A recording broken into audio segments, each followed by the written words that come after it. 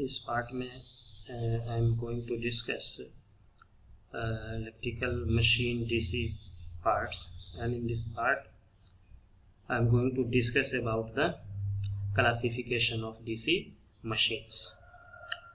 So classification of DC machine, before I start classification of DC machine, something which I have done in my previous lecture, I want to revise some of the important part whatever I have done in previous.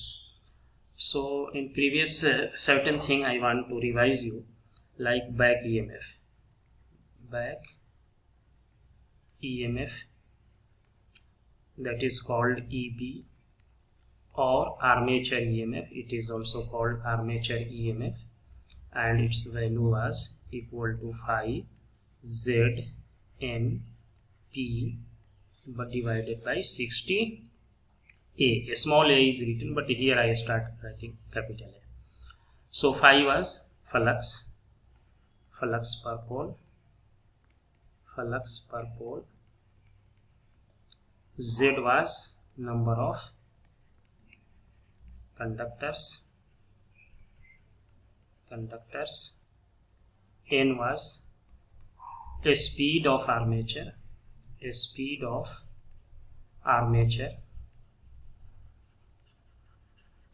in RPM, rotation per minute, and P is number of poles. A is parallel path, paths, and its value is equal to 2 for wave winding, and it is equal to number of poles for lap windings. So this was the induced EMF of a DC machine, maybe motor, maybe generator. This relation I have derived from the fundamental principle. So another, here you see Z number of conductor is constant, pole is constant, parallel path is constant, 60 is constant. So it means armature induced EMF EA is proportional to phi multiplied by N. So from here you can also write a speed is proportional to EA or EB divided by phi.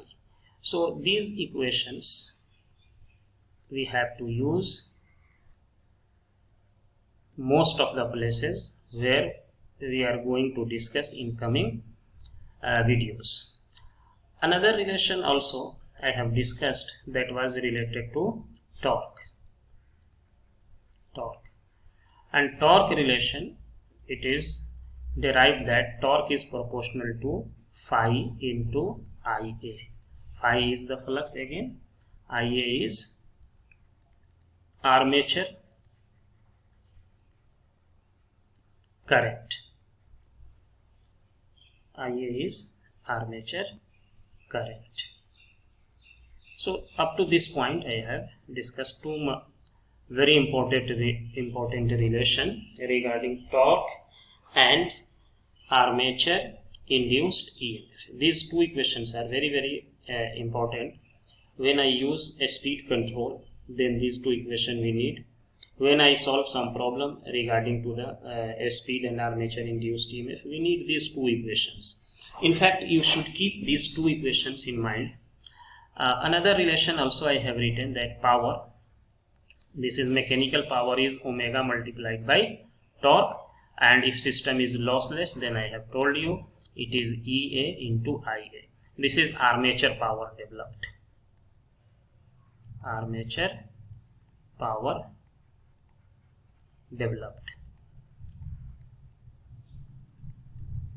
This relation you should also remember, and it is very easy. EA, voltage multiplied by current, is called power, and this voltage is for armature and current is also from armature, so this is called armature power.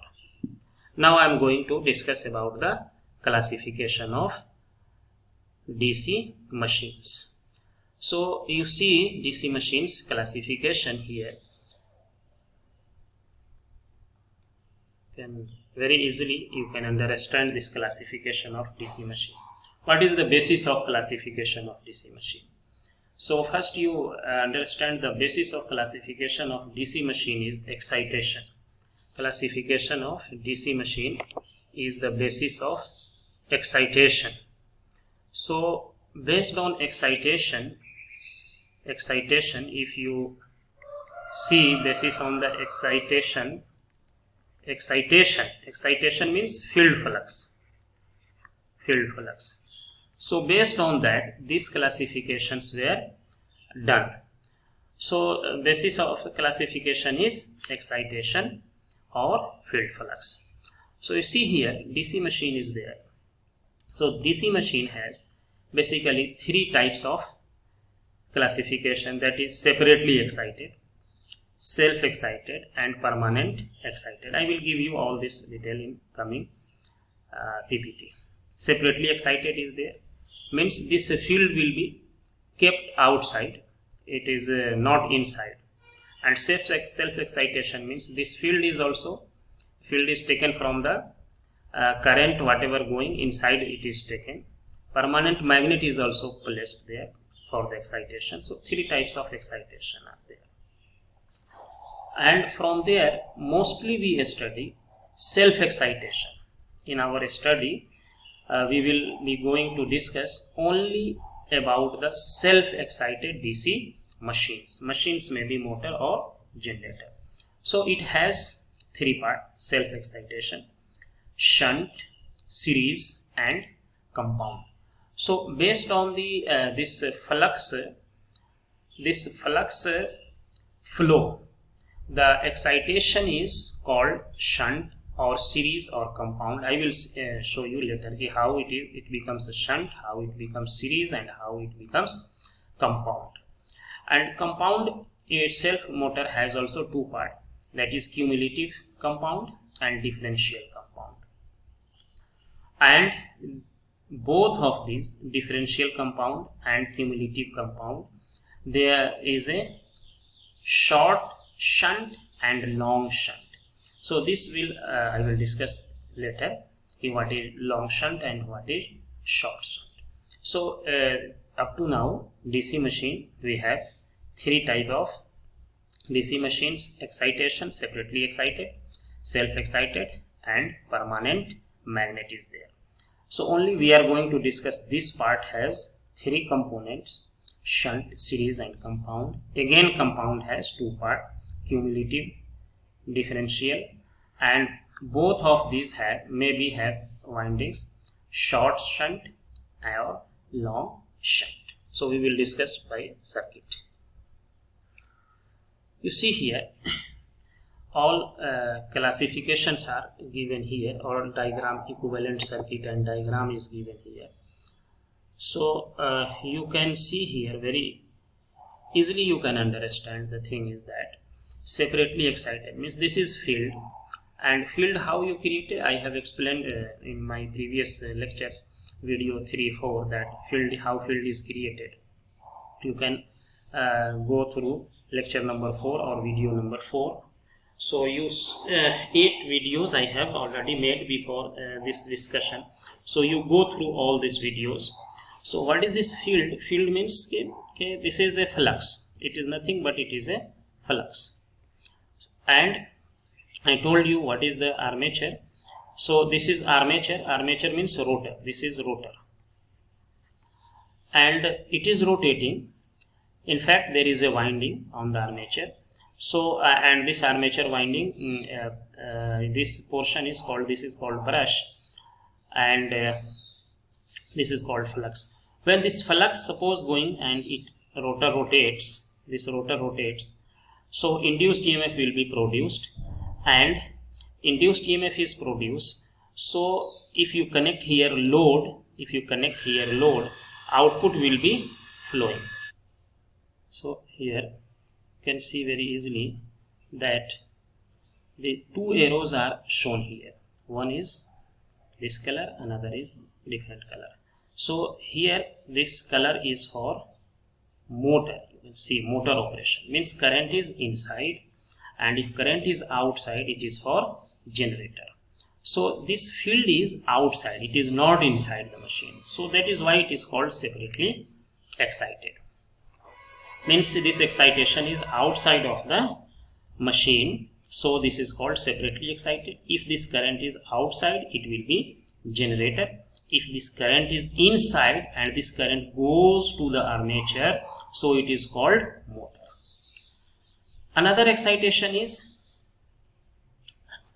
type of excitation, that is called self-excitation, or you can, all these parts are from the self. This is separately excitation, and all these part are self-excitation. You can see here this portion, this is also a field winding. So if suppose this is armature current is like that, armature current is coming like this, and then some current, suppose if it is generator, suppose this some current goes to IL, then some current will come here IF. So this current, some part is taken to the field, so it is taken from inside and it is placed in parallel. This portion is parallel to this armature, this because here voltage and here voltage is same, so this is called shunt excitation. It is in parallel.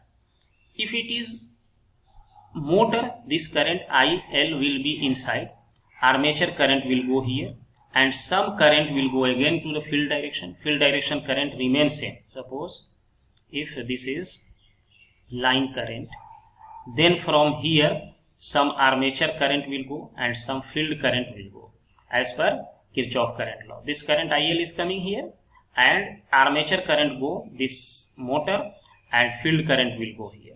So it means some current is taken from the source itself, not from extra source. That is why it is called self-excitation.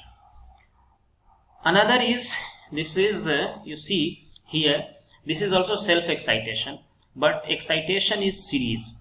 Why it is called series? Because you see here, whatever be the current, it is coming here, same go here, and same current go to the field. So field is in series with the armature.